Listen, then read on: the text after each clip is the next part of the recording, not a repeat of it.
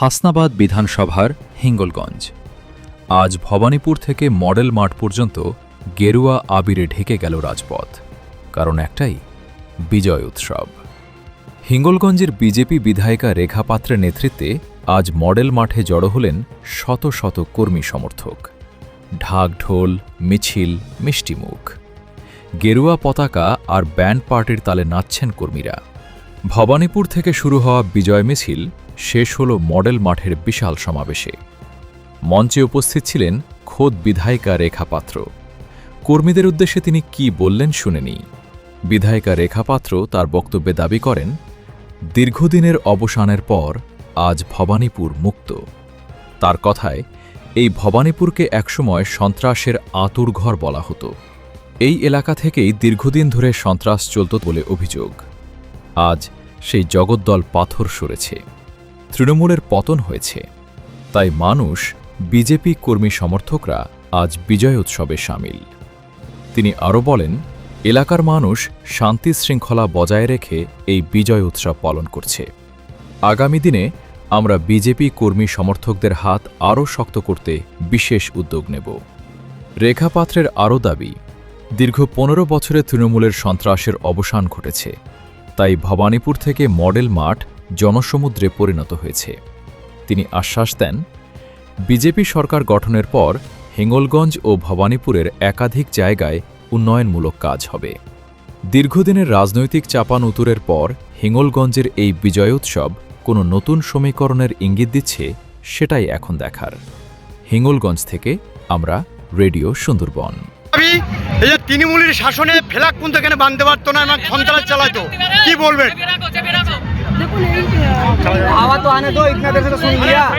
শুধু যে আমাদের এই ২ নম্বর মণ্ডলে ভবানীপুরের কিন্তু এইভাবে আমাদের কিন্তু বিজেপি ফ্ল্যাগ বাঁধা যেত না এবং সনাতন ধর্মের যে গেরুয়া ধ্বজ তাকেও কিন্তু বাঁধা যেত না। কিন্তু এক বিশেষ সম্প্রদায়ের মানুষেরা গিয়ে ভাঙচুর করতো এবং যারা বাঁধতো তাদেরকে কিন্তু আজকে মানুষ মাথা উঁচু করে বুঝি দিয়ে নিজের ধর্মকে প্রতিষ্ঠা করতে পারছে এবং নিজের পছন্দের রাজনৈতিক দলকে সম্মান করেছেন এবং আজকে তার জন্য আজকে একত্রিত হয়ে আজকে বিজয় মিছিল পালন করছেন, আজকের বিজয় উৎসব পালন করছেন। এটা থেকে সত্যি আনন্দ। কেমন লাগছে এখানে এসে আপনার? যে আমাদের ভারতীয় জনতা পার্টি আমরা সকলে এই হিঙ্গলগঞ্জবাসী আমরা লড়াই করে আজকে এই হিঙ্গলগঞ্জে বিজেপি ভারতীয় জনতা পার্টিকে প্রতিষ্ঠা করতে পেরেছি। আর আগামী দিনেও আমরা চেষ্টা করব ভারতীয় জনতা পার্টি যেন ক্ষমতায় থাকেন এবং আমাদের প্রত্যেকটা হিঙ্গলগঞ্জের প্রত্যেকটা মানুষ যেন মাথা উঁচু করে বাঁচতে পারে। আর বেশি দিন বাকি নেই যে আমাদের হিন্দু রাষ্ট্র ঘোষণা হওয়ার। এইরকম ভাবে আপনার নাম? এখন কেমন লাগছে, কি বলবেন?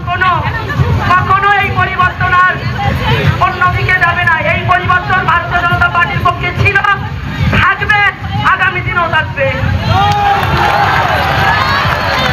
আর এখানে কেমন লাগছে এখন? আমাদের সন্দেশকারী বিধায়ক সনদ সরকার মহাশয় আমাদের অত্যন্ত প্রিয় এবং আমাদের দাদা। কোথায় এটা? আপনার নাম? আমাদের সমস্তকে প্রণাম জানাই। আজকে প্রমাণ হয়ে গেল যে হিন্দু সনাতনীরা এক হতে জানে, লড়াই করতে জানে, তারা মাথা উঁচু করে বাঁচতে জানে। আর আমার শক্তি স্বরূপ বোন মায়েরা, আপনাদেরকে শুধু প্রধানমন্ত্রী নয়, আজকে বর্তমান মুখ্যমন্ত্রী শুভেন্দু অধিকারী মহাশয় নয়, আমিও আপনাদেরকে বলে যাচ্ছি, আপনাদের শক্তি। আপনার নাম? পরীক্ষা এই ধরনের বারবার নিয়ে নেওয়া। আপনার নাম? ৩ বছর বাম, এবারে আপনাদের এবারে জয় হয়েছে বিজেপি, কি বলবেন? সমস্তকে প্রণাম জানাই।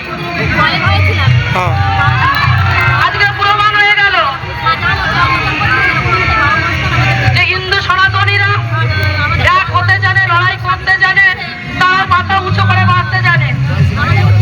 আর আমার শক্তি স্বরূপ বোন মায়েরা, আপনাদেরকে শুধু প্রধানমন্ত্রী নয়, আজকে বর্তমান মুখ্যমন্ত্রী শুভেন্দু অধিকারী হচ্ছে?